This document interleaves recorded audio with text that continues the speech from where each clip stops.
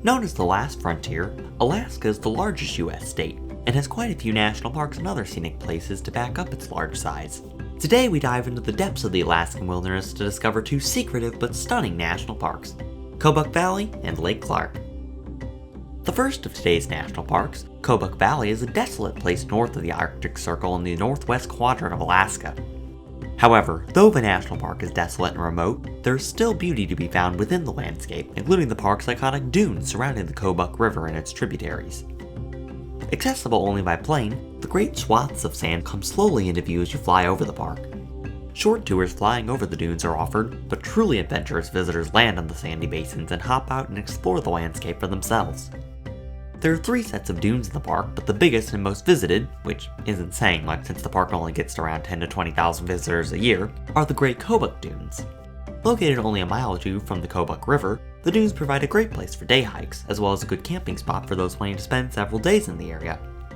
There are no trails at Kobuk Valley, however, so visitors must decide on their own which areas of the park they wish to explore.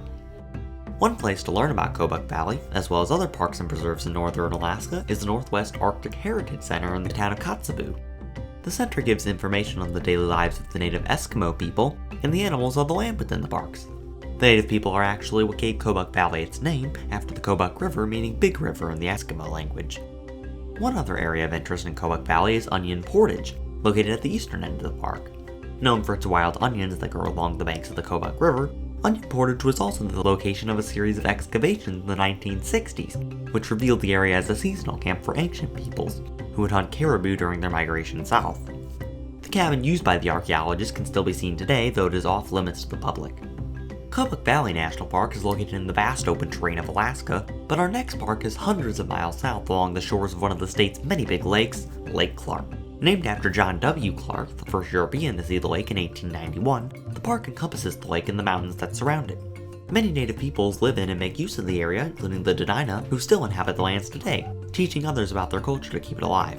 In fact, the Dena'ina gave Lake Clark its original name, shown here.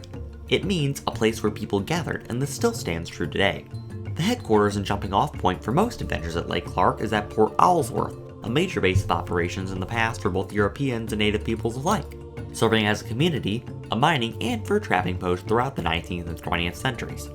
From the port, visitors can embark on travels around the shore of the lake and beyond. Like many of the parks of Alaska, there are no official trails at Lake Clark, and visitors must use their wits to navigate the wild Alaskan terrain through places like Crescent Lake, hidden within the mountains of the backcountry, as well as the many other smaller lakes around the park.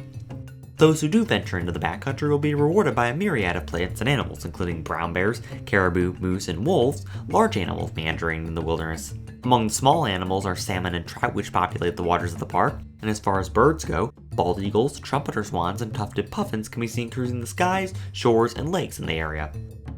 Finally, from lichens to spruces, Lake Clark is populated with plenty of diverse species of plants.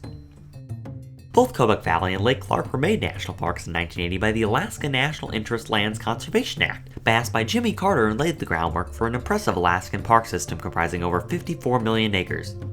2 parks of the far north, Kobuk Valley and Lake Clark National Parks, represent what early American settlers feared and what naturalist John Muir wanted to preserve: an untamed wilderness full of danger and excitement, meant to showcase the best of the United States and offer life-changing trips for those who aren't afraid to go the extra mile and step into unknown lands. Thanks for watching.